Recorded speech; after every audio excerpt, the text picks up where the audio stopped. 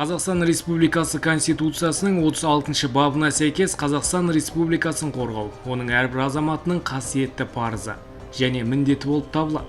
Әрбір әскерге шақырылушы білуге тиіс. Әскерге шақырылушылар аудандардың, қалалардың жергілікті әскери басқару органдарының әскерге шақыру учаскелеріне тіркелген және қарулы күштерге әскерге шақыруға жататын Қазақстан Республикасының ер азаматтары. Мерзімді әскери қызметке шақыруға әскерге шақыру мерзімін кейінге қалдыру немесе әскерге шақырудан босату құқығы жоқ жасы 18 жастан бастап 27 жасқа дейінгі азаматтар жатады.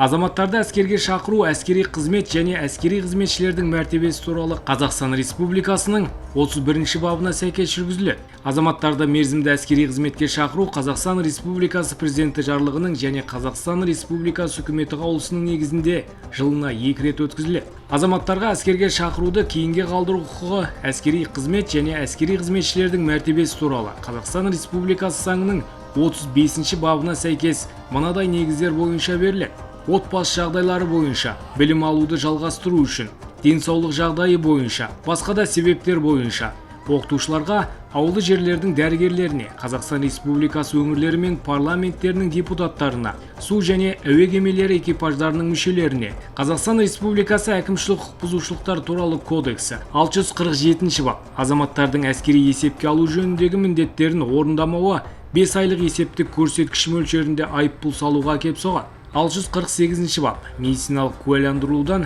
не тексерілуден жалтару әскери міндеттілерге 5 айлық есептік көрсеткіш мөлшерінде, ал әскерге шақырушыларға ескерту жасауға не 3 айлық есептік көрсеткіш мөлшерінде айыппұл салуға әкеп соғады. Қазақстан Республикасының қылмыстық кодексі 387 бап. Әскери қызметке шақырылудан жалтару 1 айлық есептік көрсеткішке дейінгі мөлшерде айыппұл салуға не сол мөлшерде түзеу жұмыстарына не 1 жылға дейін мерзімге бас бостандығын шектеуге не сол мерзімге бас бостандығынан айыруға жазаланады. Сіздің Қазақстан Республикасының гүлдену үшін қазақ батырларының, жауынгер майдангерлердің, жауынгер ауғандықтардың даңқты жауынгерлік дәстүрін абыроймен және лайықты жалғастыратыныңызға сенімдіміз.